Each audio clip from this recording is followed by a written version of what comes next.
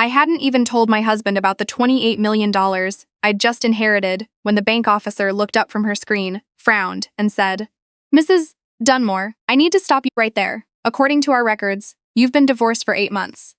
I stayed completely still for 3 seconds. Then I did one thing. Charlotte, North Carolina, late October.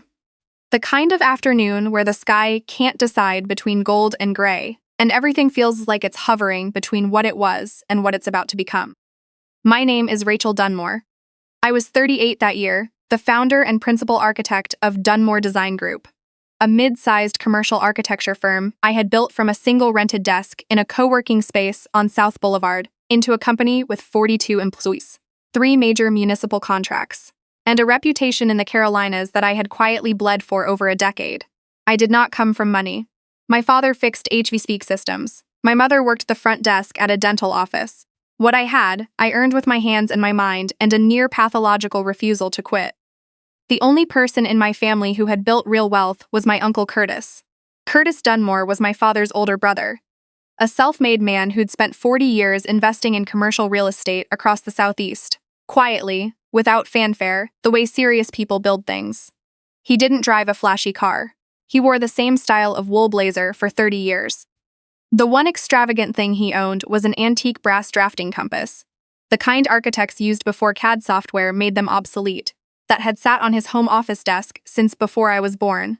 When I was 12, he sat me down and showed me how to use it. He said, "Rachel, this tool doesn't draw the picture for you. It just keeps you honest about the distance between where you are and where you're trying to go." I didn't fully understand it then. When I opened Dunmore Design Group years later, Uncle Curtis mailed me that compass with no note, just the compass wrapped in a piece of graph paper. I set it on my desk, where it stayed for 11 years. Curtis died of a stroke in September at 71. He had no children. He had never married. When the estate attorney called me 3 weeks later and told me what he had left behind, a portfolio of commercial properties, a brokerage account, and a stake in a logistics company worth, in total, just over $28 million. I sat in my car in the parking garage of my office building for a long time without moving. I loved my uncle. The number was almost beside the point. Almost. I scheduled an appointment at the bank where the brokerage account was held to begin the process of transferring the assets into my name. My husband, Jason, knew Curtis had passed. He knew the estate was being settled. He did not know the number yet. I told myself I would tell him that evening, over dinner somewhere nice, that maybe this could be a turning point for us. I said that to myself. I believed it the way you believe something you already know isn't true, but aren't ready to face yet. Jason Dunmore. My husband of 9 years. 6'1", charming in the way that men who've never had to try too hard tend to be, and smart enough to know which room to be in. When we met, he was a director of operations at a manufacturing company in Raleigh. By the time we'd been married 3 years, that company had restructured and he'd been laid off. I had just landed Dunmore Design Group's first real anchor contract, a new public library branch for Mecklenburg County.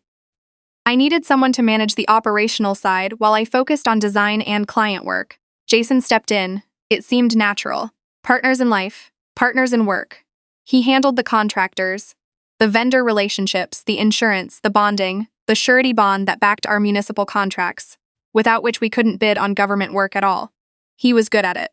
He knew how to charm a subcontractor into meeting a deadline without threatening litigation. I was grateful.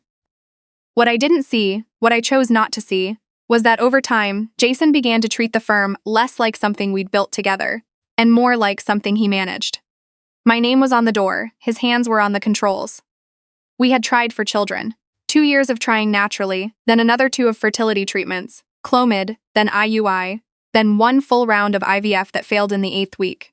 Jason's mother, Lorraine, was a retired school teacher from Spartanburg, South Carolina, a woman who expressed love through casseroles and criticism in roughly equal measure. She never missed an opportunity to mention that her sister's granddaughter had just had twins at 41, as if this were a personal challenge I had failed to accept. At Christmas, she announced in front of 11 relatives that she'd been lighting candles at church for us every Sunday for 2 years. Everyone looked at their plates. Jason cleared his throat. I smiled until my face hurt. I had hired Lacey Pruitt 2 years before everything fell apart. Through a workforce re-entry program the firm participated. A county initiative connecting employers with adults who'd had career gaps due to caregiving or economic hardship. Lacey was 26, a single mother with a 3-year-old daughter, sharp and eager in a way that reminded me of myself at that age, minus the safety net. She had started a drafting certificate program at Central Piedmont but had to drop out when her mother got sick and the childcare money ran out. I sponsored the rest of her certification. I let her come in on a flexible schedule. I showed her how to read a site plan, how to present to a client without apologizing for taking up space. When she completed the certificate, I promoted her to project coordinator. "You didn't have to do any of this," she told me once, sitting across my desk. "Don't say you owe me," I said. "Just do the work well. If you can, pass it on someday." She looked at me and said, "I will. I swear I will."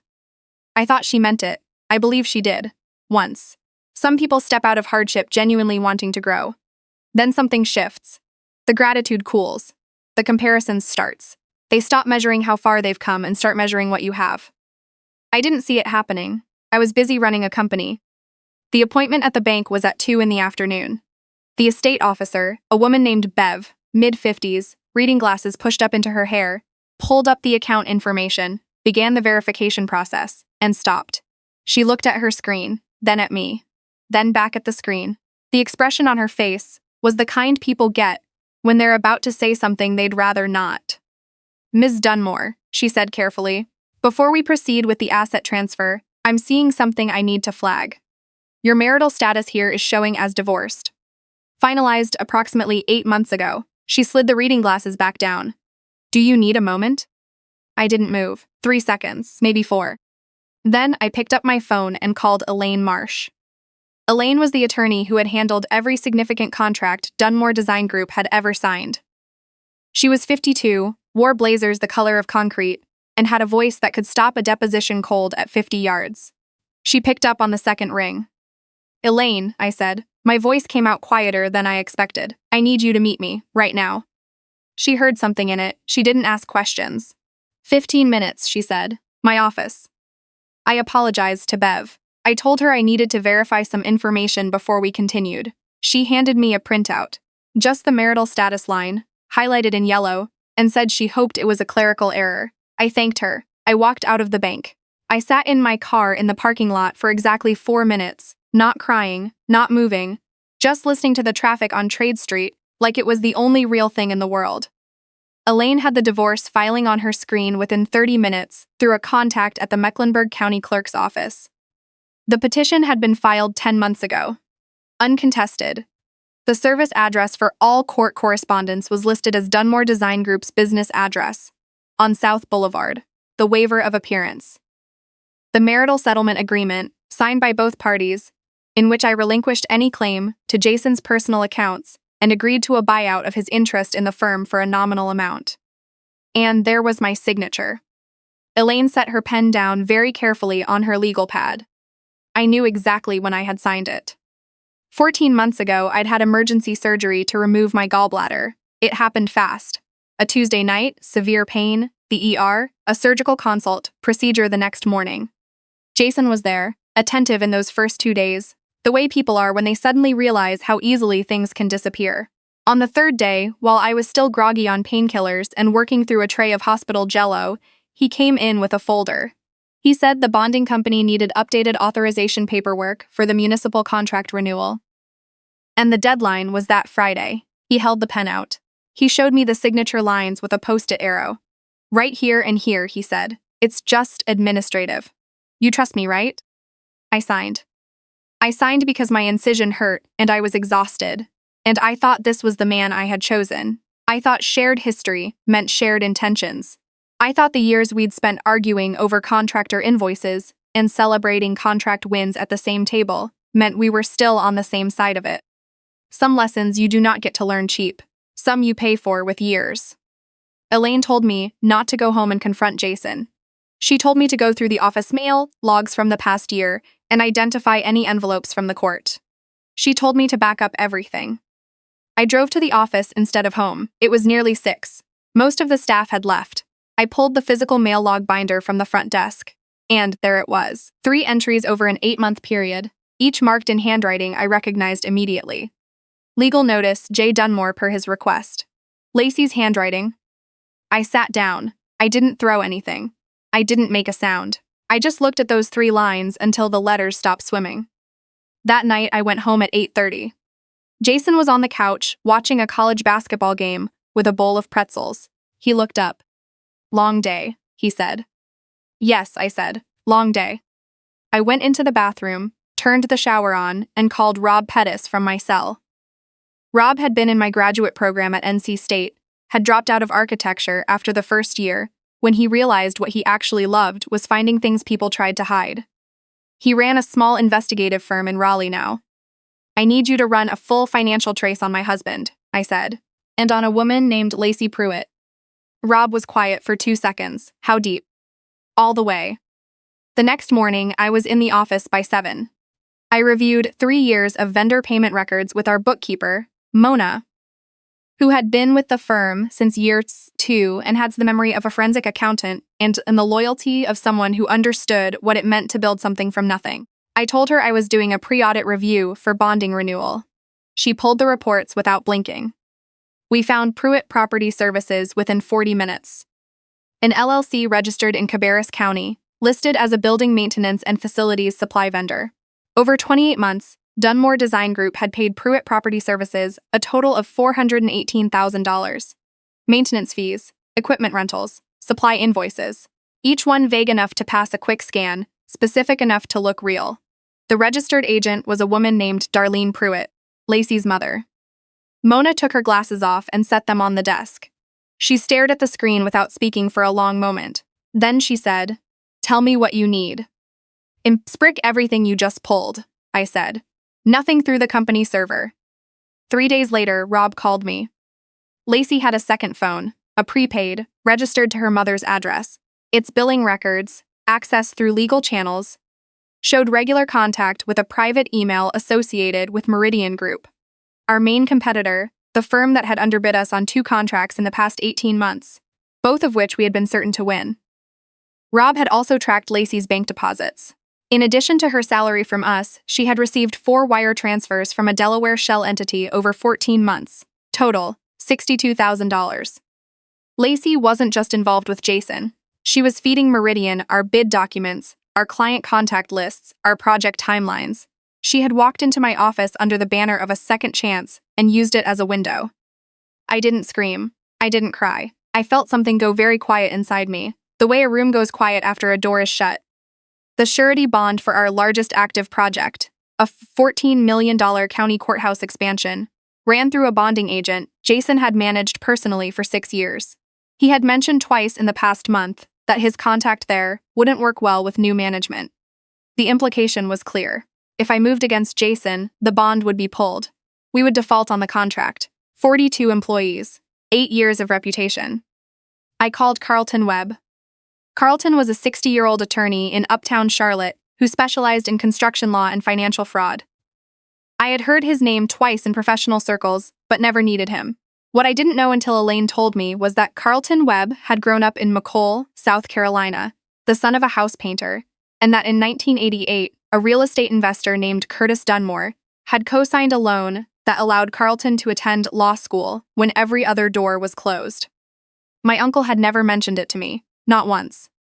When I walked into Carlton's office and explained why I was there, he looked at me for a long time before he spoke. Then he said, "Your uncle wrote me a letter every Christmas for 20 years. He never asked for anything. He just said he hoped I was doing honest work." He picked up a pen. "Tell me everything." Carlton moved fast and quietly. Within a week, he had connected us with a competing bonding agency, stronger rated than the one Jason controlled, and had the transfer of surety underway. He filed the fraud documentation with the North Carolina Secretary of State and coordinated the financial crime referral with the DA's office. Elaine handled the family law side. Mona's encrypted drive went into Carlton's safe. Jason did not know any of this was happening. He came home most nights, ate dinner, watched television, went to bed. Once, he rubbed my shoulder while I was standing at the kitchen counter and said, "You've been stressed. You should take a weekend off after the courthouse groundbreaking." "You're right," I said. "I should. Some things you hold on to, not because you've forgiven them, but because you need them to stay exactly where they are a little longer." The groundbreaking ceremony for the Mecklenburg County Courthouse expansion was on a Thursday morning in November. 60 people. County commissioners, project managers, subcontractors, a local news camera. I wore a gray blazer and carried the brass drafting compass in my jacket pocket. The one Curtis had given me, the one that had sat on my desk for 11 years. I didn't know exactly why I brought it that morning. I just needed to hold something real. I was 3 sentences into my remarks at the podium when Jason stepped forward and interrupted. He didn't raise his voice. He spoke directly to the county commissioner's project liaison and said there was an unresolved dispute over authorization rights within Dunmore Design Group's ownership structure that needed to be addressed before the project could proceed. He held up a folder. He said he had documentation.